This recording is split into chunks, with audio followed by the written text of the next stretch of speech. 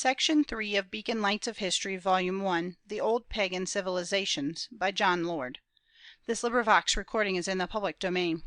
Recording by K. Hand. Religions of India, Part 1. Brahmanism and Buddhism. That form of ancient religion which has of late excited the most interest is Buddhism. An inquiry into its characteristics is especially interesting, since so large a part of the human race, nearly 500 millions out of the 1,300 millions, still profess to embrace the doctrines which were taught by Buddha, although his religion has become so corrupted that his original teachings are nearly lost sight of. The same may be said of the doctrines of Confucius. The religions of ancient Egypt, Assyria, and Greece have utterly passed away, and what we have had to say of these is chiefly a matter of historic interest, as revealing the forms assumed by the human search for a supernatural ruler, when molded by human ambitions, powers, and indulgence in the lust of the eye and the pride of life, rather than by aspirations toward the pure and spiritual. Buddha was the great reformer of the religious system of the Hindus, although he lived nearly 1,500 or 2,000 years after the earliest Brahmanical ascendancy. But before we can appreciate his work and mission, we must examine the system he attempted to reform, even as it is impossible to present the Protestant Reformation without first considering medieval Catholicism before the time of Luther. It was the object of Buddha to break the yoke of the Brahmins, and to release his countrymen from the austerities, the sacrifices, and the rigid sacerdotalism which these ancient priests imposed, without essentially subverting ancient religious ideas. He was a moralist and reformer, rather than the founder of a religion. Brahmanism is one of the oldest religions of the world. It was flourishing in India at a period before history was written. It was coeval with the religion of Egypt in the time of Abraham, and perhaps at a still earlier date. But of its earliest form and extent we know nothing, except from the sacred poems of the Hindus called the Vedas, written in Sanskrit probably 1,500 years before Christ, for even the date of the earliest Vedas is unknown. 50 years ago we could not have understood the ancient religions of India.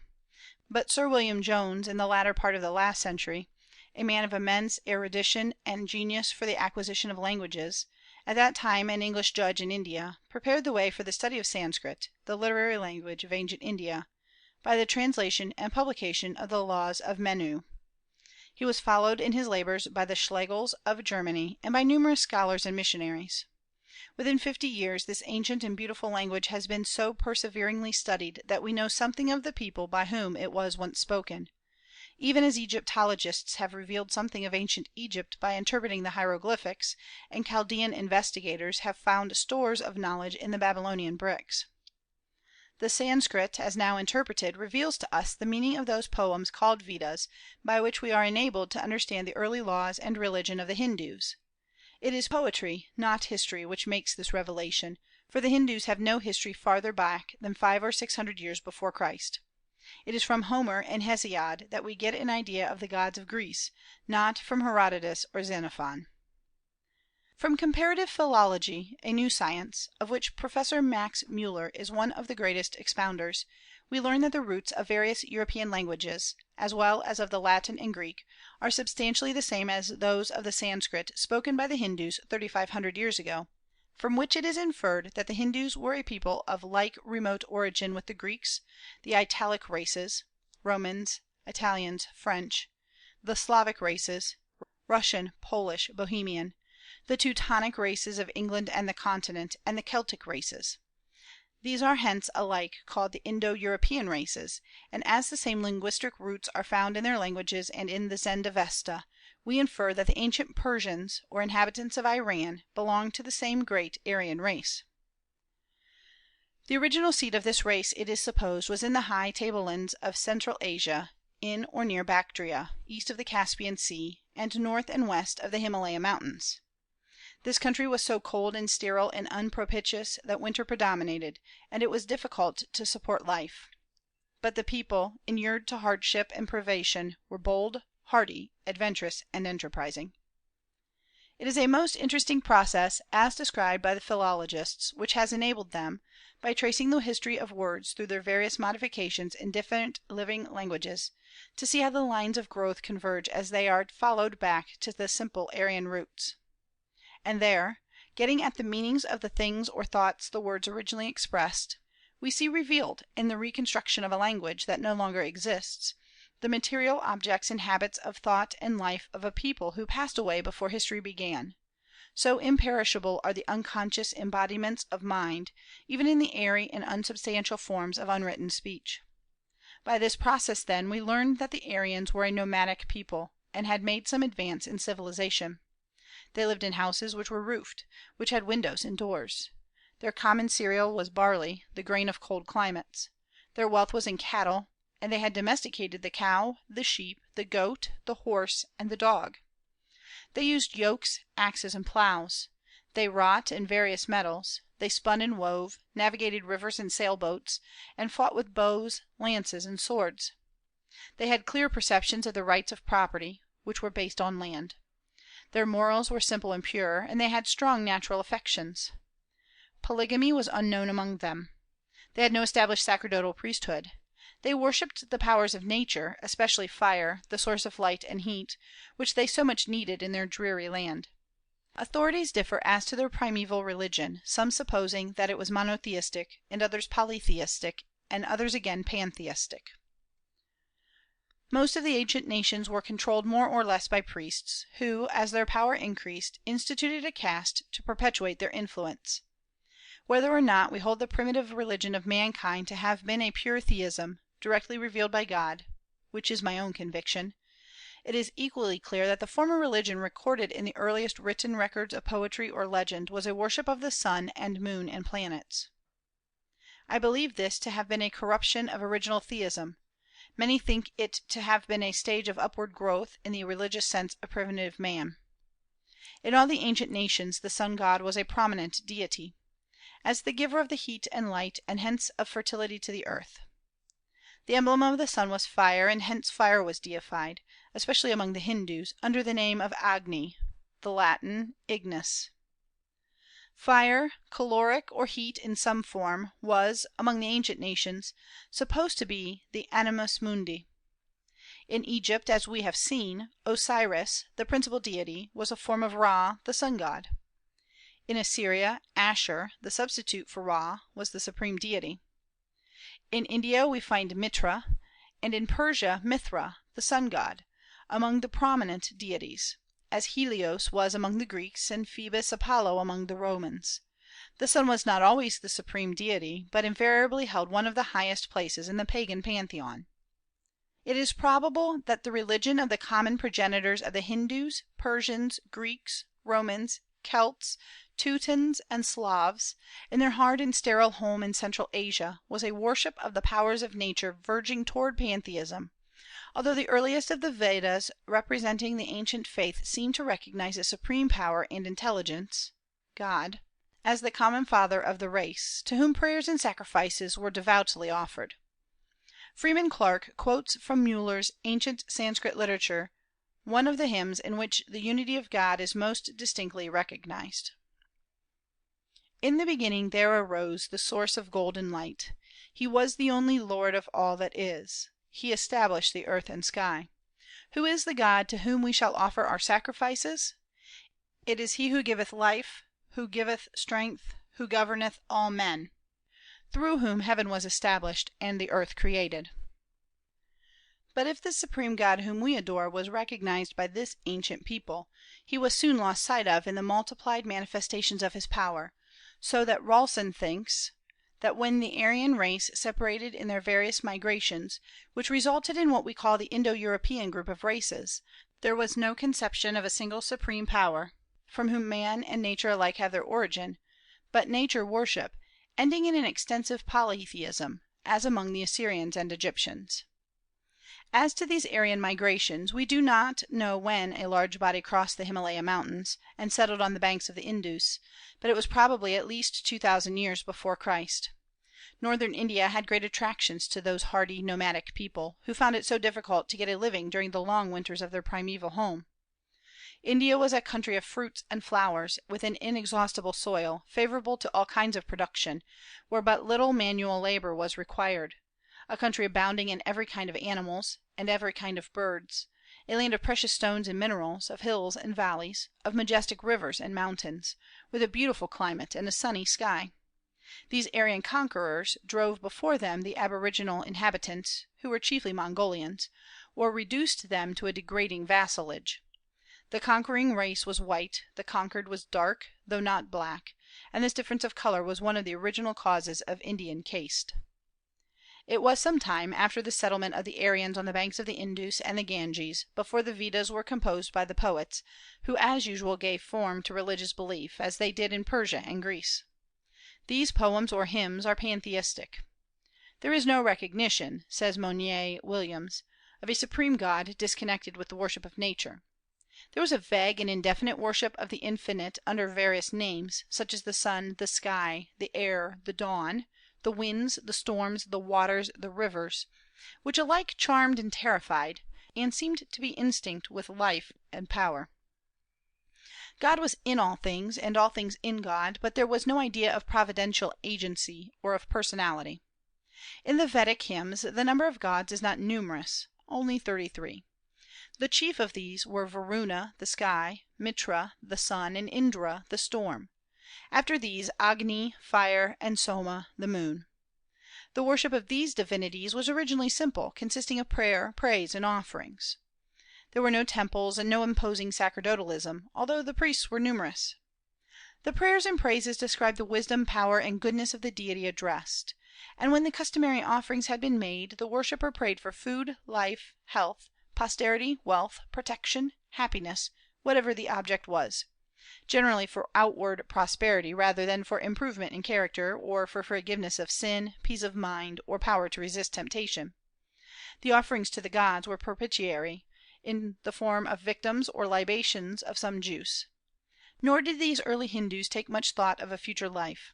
There is nothing in the Rig Veda of a belief in the transmigration of the souls, although the Vedic bards seem to have had some hope of immortality. "He who gives alms," says one poet, "goes to the highest place in heaven; he goes to the gods. Where there is eternal life, in the world where the sun is placed, in that immortal, imperishable world, place me, O Soma.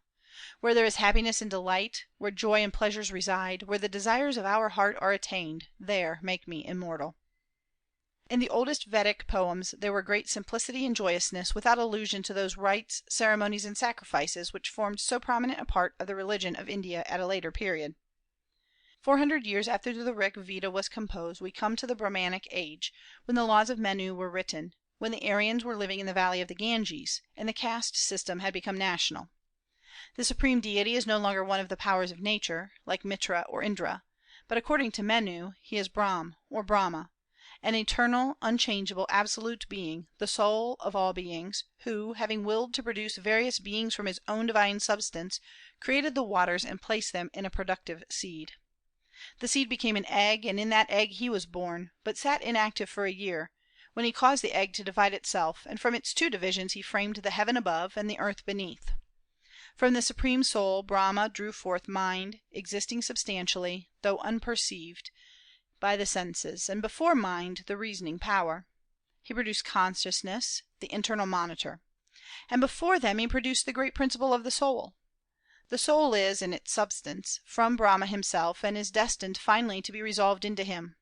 The soul then is simply an emanation from Brahma, but it will not return unto him at death necessarily, but must migrate from body to body, until it is purified by profound abstraction and emancipated from all desires. This is the substance of the Hindu pantheism as taught by the laws of Menu. It accepts God, but without personality or interference with the world's affairs; not a God to be loved, scarcely to be feared, but a mere abstraction of the mind. The theology which is thus taught in the Brahmanical Vedas, it would seem, is the result of lofty questionings and profound meditation on the part of the Indian sages or priests, rather than the creation of poets. In the laws of Menu, intended to exalt the Brahmanical caste, we read, as translated by Sir William Jones: "To a man contaminated by sensuality, neither the Vedas, nor liberality, nor sacrifices, nor strict observances, nor pious austerities ever procure felicity. Let not a man be proud of his rigorous devotion; let him not, having sacrificed, utter a falsehood; having made a donation, let him never proclaim it. By falsehood the sacrifice becomes vain; by pride the merit of devotion is lost. Single is each man born, single he dies, single he receives the reward of the good, and single the punishment of his evil deeds. By forgiveness of injuries the learned are purified; by liberality those who have neglected their duty; by pious meditation those who have secret thoughts; by devout austerity those who best know the Vedas. Bodies are cleansed by water; the mind is purified by truth; the vital spirit by theology and devotion; the understanding by clear knowledge. A faithful wife who wishes to attain in heaven the mansion of her husband must do nothing unkind to him, be he living or dead. Let her not, when her lord is deceased, even pronounce the name of another man. Let her continue till death, forgiving all injuries, performing harsh duties, avoiding every sensual pleasure, and carefully practising the incomparable rules of virtue. The soul itself is its own witness; the soul itself is its own refuge. Offend not the conscious soul, the supreme eternal witness of man. O friend to virtue, the supreme spirit, which is the same as thyself, resides in thy bosom perpetually, and is an all knowing inspector of thy goodness or wickedness. Such were the truths uttered on the bank of the Ganges 1000 years before Christ. But with these views there is an exaltation of the Brahmanical or sacerdotal life, hard to be distinguished from the recognition of divine qualities. From his high birth, says Manu, a Brahman is an object of veneration even to deities. Hence great things are expected of him: his food must be roots and fruit, his clothing of bark fibers; he must spend his time in reading the Vedas; he is to practise austerities by exposing himself to heat and cold; he is to beg food but once a day; he must be careful not to destroy the life of the smallest insect; he must not taste intoxicating liquors. A Brahman who has thus mortified his body by these modes is exalted into the divine essence. This was the early creed of the Brahman, before corruption set in; and in these things we see a striking resemblance to the doctrines of Buddha. Had there been no corruption of Brahmanism, there would have been no Buddhism, for the principles of Buddhism were those of early Brahmanism. But Brahmanism became corrupted. Like the Mosaic law, under the sedulous care of the sacerdotal orders it ripened into a most burdensome ritualism. The Brahmanical caste became tyrannical, exacting, and oppressive. With the supposed sacredness of his person, and with the laws made in his favor, the Brahman became intolerable to the people, who were ground down by sacrifices, expiatory offerings, and wearisome and minute ceremonies of worship. Caste destroyed all ideas of human brotherhood; it robbed the soul of its affections and aspirations. Like the Pharisees in the time of Jesus, the Brahmans became oppressors of the people. As in pagan Egypt and in Christian mediaeval Europe, the priests held the keys of heaven and hell; their power was more than druidical. But the Brahman, when true to the laws of Manu, led in one sense a lofty life. Nor can we despise a religion which recognized the value and immortality of the soul, a state of future rewards and punishments, though its worship was encumbered by rites, ceremonies, and sacrifices. It was spiritual in its essential peculiarities, having reference to another world rather than to this, which is more than we can say of the religion of the Greeks. It was not worldly in its ends, seeking to save the soul rather than to pamper the body; it had aspirations after a higher life; it was profoundly reverential, recognizing a supreme intelligence and power, indefinitely indeed, but sincerely; not an incarnated deity like the Zeus of the Greeks, but an infinite spirit pervading the universe. The pantheism of the Brahmans was better than the godless materialism of the Chinese. It aspired to rise to a knowledge of God as the supremest wisdom and grandest attainment of mortal man. It made too much of sacrifices, but sacrifices were common to all the ancient religions except the Persian.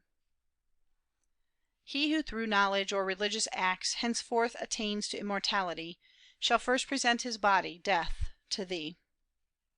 Whether human sacrifices were offered in India when the Vedas were composed we do not know, but it is believed to be probable. The oldest form of sacrifice was the offering of food to the deity. Dr. H.C. Trumbull, in his work on "The Blood Covenant," thinks that the origin of animal sacrifices was like that of circumcision, a pouring out of blood, the universal, ancient symbol of life, as a sign of devotion to the deity, and the substitution of animals was a natural and necessary mode of making this act of consecration a frequent and continuing one. This presents a nobler view of the whole sacrificial system than the common one. Yet doubtless the latter soon prevailed, for falling upon the devoted life offerings to the divine Friend came propitiatory rites to appease divine anger or gain divine favor. Then came in the natural human self seeking of the sacerdotal class, for the multiplication of sacrifices tended to exalt the priesthood, and thus to perpetuate caste. Again, the Brahmans, if practicing austerities to weaken sensual desires, like the monks of Syria and Upper Egypt, were meditative and intellectual, they evolved out of their brains whatever was lofty in their system of religion and philosophy. Constant and profound meditation on the soul, on God, and on immortality was not without its natural results. They explored the world of metaphysical speculation. There is scarcely an hypothesis advanced by philosophers in ancient or modern times which may not be found in Brahmanical writings. We find in the writings of these Hindus materialism, atomism, pantheism, perennialism, idealism. They anticipated Plato, Kant, and Hegel. They could boast of their Spinozas and their Humes long before Alexander dreamed of crossing the Indus. From them the Pythagoreans borrowed a great part of their mystical philosophy, of their doctrine of the transmigration of souls, and the unlawfulness of eating animal food. From them Aristotle learned the syllogism. In India the human mind exhausted itself in attempting to detect the laws which regulate its operation, before the philosophers of Greece were beginning to enter the precincts of metaphysical inquiry. This intellectual subtlety, acumen, and logical power the Brahmins never lost. Today the Christian missionary finds them his superiors in the sports of logical tournaments, whenever the Brahmin condescends to put forth his powers of reasoning. Brahmanism carried idealism to the extent of denying any reality to sense or matter, declaring that sense is a delusion. It sought to leave the soul emancipated from desire, from a material body, in a state which according to Indian metaphysics is being, but not existence. Desire, anger, ignorance, evil thoughts, are consumed by the fire of knowledge. But I will not attempt to explain the ideal pantheism which Brahmanical philosophers substituted for the nature worship taught in the earlier Vedas. This proved too abstract for the people. And the Brahmins, in the true spirit of modern Jesuitism, wishing to accommodate their religion to the people, who were in bondage to their tyranny, and who have ever been inclined to sensuous worship, multiplied their sacrifices and sacerdotal rites, and even permitted a complicated polytheism. Gradually, piety was divorced from reality. Siva and Vishnu became worshipped, as well as Brahma and a host of other gods unknown to the earlier Vedas. In the 6th century before Christ, the corruption of society had become so flagrant under the teachings and government of the Brahmins that a reform was imperatively needed.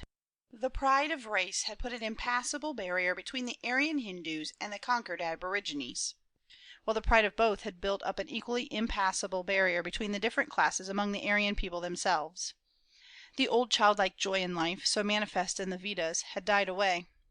A funereal gloom hung over the land, and the gloomiest people of all were the Brahmins themselves, devoted to a complicated ritual of ceremonial observances, to needless and cruel sacrifices, and a repulsive theology. The worship of nature had degenerated into the worship of impure divinities. The priests were inflated with a puerile but sincere belief in their own divinity, and inculcated a sense of duty which was nothing else than a degrading slavery to their own caste. End of section 3.